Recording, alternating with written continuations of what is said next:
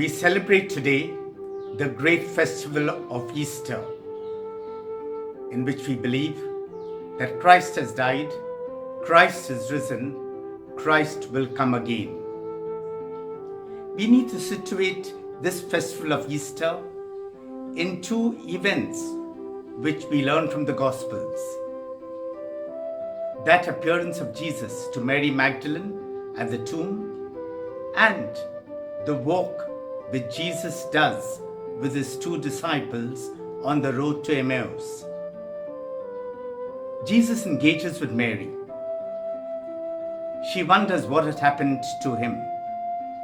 She wonders whether somebody has stolen his body. And then he reveals the fact that he has risen. He engages. He empowers her. He empowers this woman to go to his brothers, to go to his disciples and give them the good news. And she goes in haste. Ultimately, he enlivens her. He ensures that it is she who brings new life to the community. A similar thing happens when he walks with his two disciples on the road to Emmaus. They are depressed, they are dejected, they are under lockdown. They really do not know what is happening. He engages with them and they wonder, don't you know what has happened these past days? Are you the only stranger? They ask. And Jesus challenges them. What has been written, what they need to go through. Ultimately, he empowers them. They realize who he is. They go back to Jerusalem to give the good news, providing that community with a new life.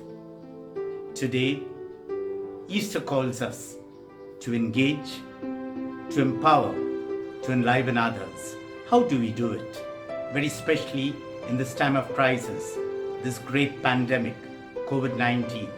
How do we engage with the poor, the marginalized, the daily wage earners, those who have nowhere to go, the migrants, the lonely, those who really do not know what is happening?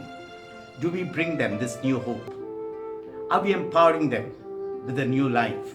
Are we reaching them out to them in love, in compassion, in the ability to be able to provide them with that dream of a new tomorrow? Ultimately, how do we enliven them? How do we try to ensure that our community, our world is a better place of new hope, of new life, of justice, equity, and peace for all? I wish you a very happy Easter.